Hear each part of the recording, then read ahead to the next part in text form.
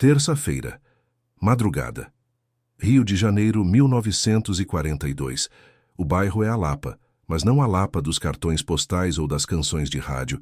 Estamos falando do ventre da besta, onde a umidade do ar se mistura com o cheiro azedo de cerveja choca e fumaça de cigarro barato, que impregna as paredes descascadas do bar Danúbio Azul. O relógio na parede, emperrado há anos, marca 1 hora que não existe. O ambiente está em meia luz, aquela penumbra amarelada que esconde rostos, pecados e lâminas. O burburinho é baixo, quase um sussurro coletivo, o som de negócios escusos e amores comprados. De repente, a realidade se parte ao meio. Não houve aviso, não houve sirene. A porta dupla de madeira maciça da entrada não é aberta. Ela é violada. O som de uma bota militar contra a madeira velha ecoa como um tiro de canhão dentro do salão fechado. A música para. O pianista, um homem velho com dedos calejados, congela com as mãos suspensas sobre as teclas. O silêncio que se instala não é vazio. É pesado, sólido, quase irrespirável. Na moldura da porta, recortadas pela luz pálida dos postes da rua, 5 silhuetas bloqueiam a saída. Eles são grandes, uniformes impecáveis da polícia militar, vincos afiados como navalhas, botões dourados que reluzem mesmo na escuridão do bar. Eles não entram imediatamente. Eles deixam a poeira baixar, deixam o medo entrar primeiro. O ar dentro do Danúbio Azul muda de temperatura. Quem estava levando o copo à boca parou no meio do caminho. O líquido treme dentro do vidro, denunciando o tremor das mãos de quem segura. Ninguém respira fundo. Ninguém ousa olhar diretamente, mas ninguém consegue desviar o olhar. No fundo do salão, na mesa mais estrategicamente posicionada, onde se tem visão de todas as entradas e saídas sem expor as costas, uma única cadeira se arrasta. O som da madeira arranhando o chão de cimento queimado é, naquele momento, o som mais alto do mundo. Mas a figura sentada ali não se levanta. Madame Satã não se levanta para ninguém que não mereça. Ele apenas gira o tronco lentamente. A seda da sua camisa brilha sob a lâmpada fraca. Ele cruza as pernas, ajeita o vinco da calça de linho com a ponta dos dedos e sorri. Não é um sorriso de alegria. É o sorriso de um predador que acaba de ver a comida entrar na sua jaula por vontade própria. O líder do esquadrão dá um passo à frente. O couro do coturno estala. Ele puxa o cacetete do cinto com um movimento seco, treinado, e aponta para o fundo do bar. Uma única palavra sai da sua boca, carregada de desprezo e autoridade. Agora. Para entender por que 5 homens armados e treinados pelo Estado entraram num bar para caçar um único civil desarmado, precisamos voltar 12 horas no tempo. Precisamos sair do cheiro de álcool da Lapa e entrar no cheiro de cera e café frio de um gabinete de delegacia no centro do Rio. O homem por trás daquela mesa não era um veterano das ruas. Era o tenente que chamaremos de Aço. Recém-chegado, uniforme engomado, vindo de uma família que via o Rio de Janeiro não como uma cidade, mas como um canteiro de obras que precisava ser limpo.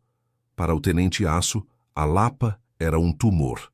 E Madame Satã não era um ser humano. Era o sintoma de tudo o que havia de errado com a velha ordem. A malandragem, a sexualidade ambígua, o desrespeito à farda. Naquela tarde, o tenente não queria uma prisão.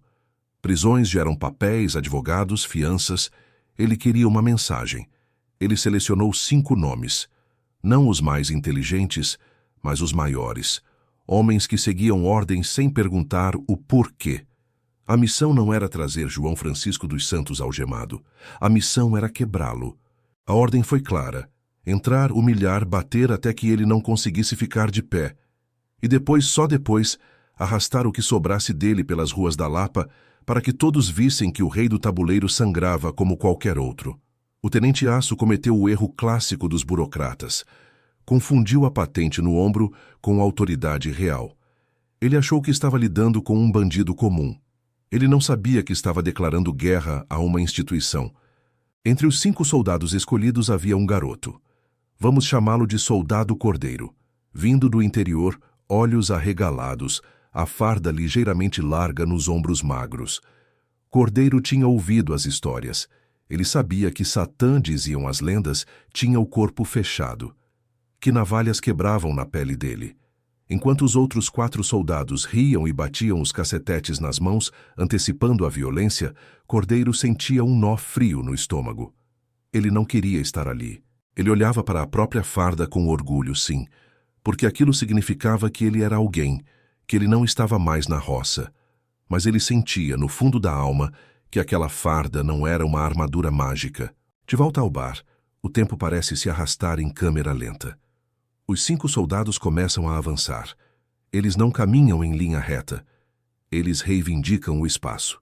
O primeiro soldado, um homem corpulento com bigode grosso, chuta uma mesa ocupada por um casal. As garrafas voam. O vidro estilhaça contra a parede. O casal se encolhe. A mulher cobre o rosto para não ver. O homem baixa a cabeça para não ser visto. É uma demonstração de força bruta. Eles estão dizendo: nós somos a lei e a lei não pede licença. Eles avançam derrubando cadeiras, empurrando garçons, criando um corredor de caos e humilhação em direção à mesa do fundo. Soldado Cordeiro vem por último. Ele tenta manter a postura, segura o cacetete com as 2 mãos, os nós dos dedos brancos de tanta força. Ele olha para os rostos dos clientes. Ele vê medo, sim, mas vê outra coisa também. Ele vê expectativa. Aquelas pessoas não estão olhando para a polícia como salvadores. Estão olhando como se fossem intrusos num templo sagrado. O suor começa a escorrer pelas costas de Cordeiro, encharcando a túnica militar por baixo. O cheiro de perigo é real. O cerco se fecha. 4 homens formam um semicírculo ao redor da mesa de Satã. O líder, o mesmo que gritou na porta, para a menos de 1 metro de distância. Ele é alto, forte, respira com a confiança de quem tem o estado inteiro atrás de si. Satã termina o seu gole de cerveja. Ele o faz com uma lentidão exasperante. O líquido desce pela garganta, o pomo de Adão se move. Ele coloca o copo na mesa com uma delicadeza cirúrgica, sem fazer barulho. O vidro toca a madeira como uma pluma. O líder da patrulha perde a paciência com aquela calma. Ele estende a mão e toca no ombro de Madame Satã. É um toque pesado, possessivo, uma violação final do espaço pessoal. Nesse momento, o bar inteiro prende a respiração. Até as moscas parecem parar de voar. O soldado aperta o ombro, os dedos afundando na carne e abre a boca para gritar mais uma ordem. Mas Satã fala primeiro. Sua voz não é um grito. É um timbre baixo, rouco, controlado, que obriga os soldados a se inclinarem levemente para ouvir. Ele não olha para a mão no seu ombro. Ele olha nos olhos do líder e diz, com a clareza de um professor ensinando uma criança mal educada: você esqueceu de pedir licença. O soldado Cordeiro, lá atrás, vê o músculo do maxilar de Satã trincar. Ele vê a mudança na postura. Aquele homem sentado não estava encurralado. Ele estava apenas esperando a distância correta. A energia cinética na sala muda. O ar fica elétrico. O líder do esquadrão, cego pela própria arrogância, ri. É uma risada curta, seca. Ele levanta o cacetete para o primeiro golpe, aquele que deveria abrir a testa do malandro e encerrar a lenda. O braço sobe. A madeira envernizada do cacetete brilha sob a luz amarela. O golpe começa a descer. E é aqui, nessa fração de segundo entre a arrogância e a queda, que a história deixa de ser sobre polícia e ladrão e se torna algo muito mais primitivo. Satã não se encolhe. Ele explode. O braço do líder desce. A madeira envernizada corta o ar com um silvo agudo, buscando o crânio de João Francisco dos Santos. Se aquele golpe conectasse, a história da Lapa terminaria ali, numa poça de sangue e miolos no chão de cimento queimado. Mas a física da malandragem opera em outra frequência. Satã não recua. Ele não corre. Ele desliza para dentro da guarda do soldado. É um movimento tão rápido, tão fluido, que parece ensaiado numa coreografia de teatro. O cacetete atinge o vazio, estalando contra a quina da mesa de madeira maciça, arrancando lascas de verniz. O estrondo seco faz os copos vibrarem. Antes que o soldado consiga processar o erro, antes que ele consiga puxar o ar para gritar, o punho de Satã encontra o plexo solar dele. Não é um soco de briga de bar, É um golpe de ariete. O ar sai dos pulmões do militar num som horrível, um chiado de pneu furado. Os joelhos do homem dobraram. A farda, antes um símbolo de invencibilidade, agora se estica nas costuras enquanto o corpo desaba. O bar Danúbio Azul explode. Os outros 3 soldados reagem por instinto, não por tática. A formação se quebra. Eles avançam de uma vez, tropeçando nas cadeiras que Satã chuta no caminho. O espaço é pequeno. O cheiro de suor ácido sobe. Um soldado tenta agarrar o braço de Satã, mas segura apenas a seda da camisa, que rasga. O som do tecido se partindo é o único aviso que ele tem antes de ser arremessado por cima do balcão. Garrafas de cachaça e conhaque vêm abaixo, uma chuva de vidro e álcool que inunda o chão. O que acontece nos próximos 30 segundos não é uma luta. É um desmonte sistemático. Satã usa o ambiente como uma extensão do próprio corpo. Uma garrafa vazia vira clava, uma cadeira vira escudo. Ele se move entre os homens fardados como uma enguia elétrica. Um soldado cego pela fúria tenta um chute alto. Satã apenas gira o quadril, uma negativa de capoeira executada na lama da batalha, e passa uma rasteira que tira os 2 pés do militar do chão. A queda é brutal.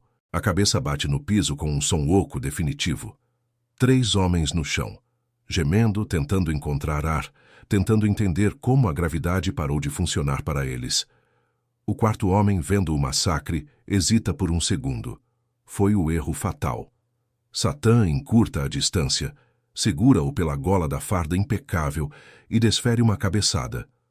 O nariz quebra. O sangue mancha o dourado das insígnias.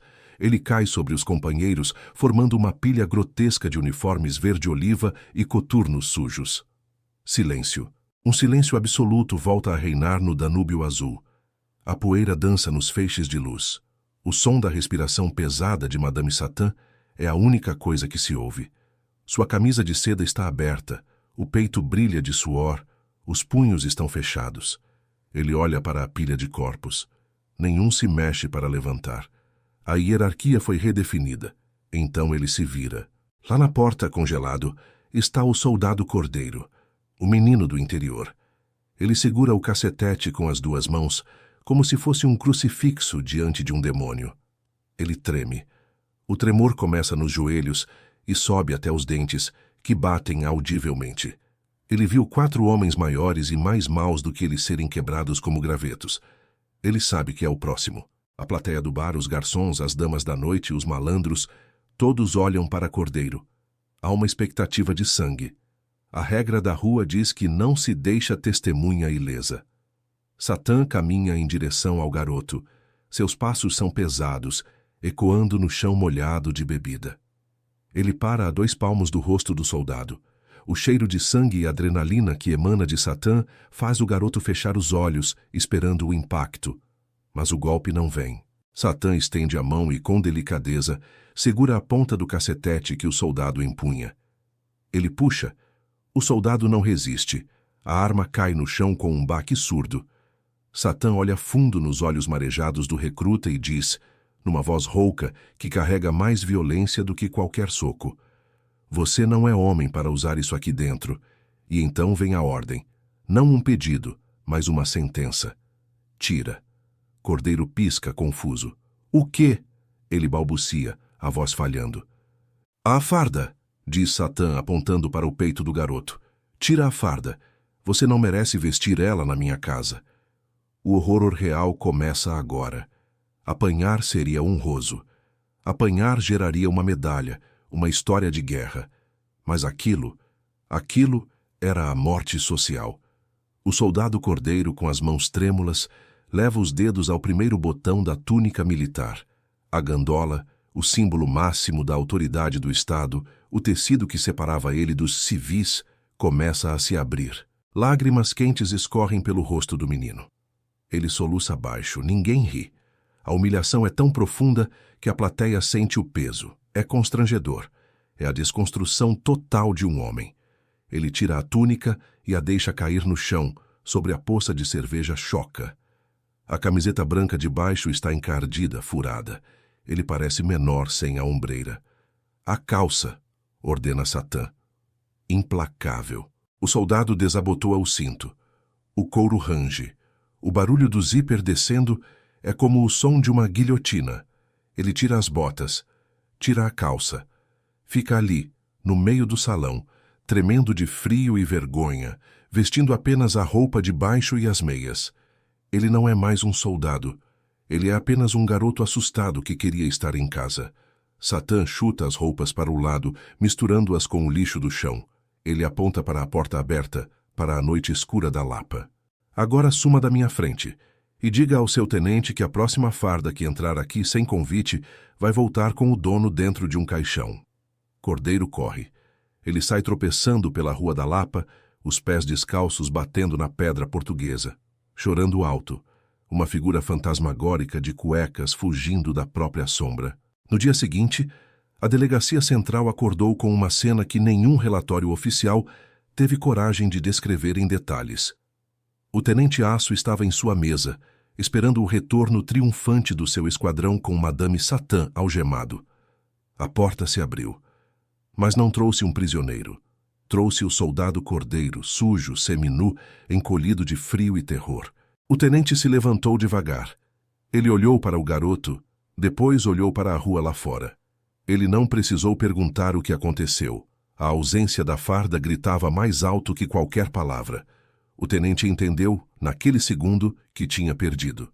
Ele não perdeu uma batalha tática. Ele perdeu a guerra psicológica. Ele tentou usar a força bruta contra um homem que dominava a arte do medo. Nas 48 horas seguintes, a Lapa virou um santuário. As fardas dos outros 4 soldados, que foram arrastados para fora do bar e deixados na calçada, inconscientes, mas também despidos, ficaram penduradas no lustre do bar Danúbio Azul como troféus de caça. A polícia teve que mandar um emissário civil, um negociador, para pedir as roupas de volta. Dizem as más línguas que Satã devolveu, mas lavadas e passadas, com um bilhete sarcástico, agradecendo a doação. Essa história correu o Rio de Janeiro como pólvora. Ela mudou a dinâmica do poder na cidade. A polícia continuou existindo, claro, e a violência continuou acontecendo.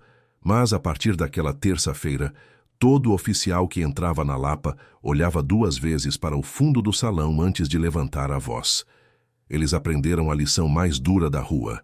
A farda te dá autoridade legal, mas o respeito? O respeito você conquista ou você sangra? E aqui fica a pergunta que vai te assombrar hoje à noite. Naquele momento, ao despir o soldado, Madame Satã foi um monstro cruel que humilhou um trabalhador inocente? Ou ele foi um estrategista genial que usou a única arma possível para parar uma máquina de opressão? O que você faria se 5 homens armados invadissem sua casa? Pense nisso, se você quer entender como outros impérios foram derrubados sem disparar um único tiro, tem outra história te esperando aqui no canal agora mesmo. Clica aí.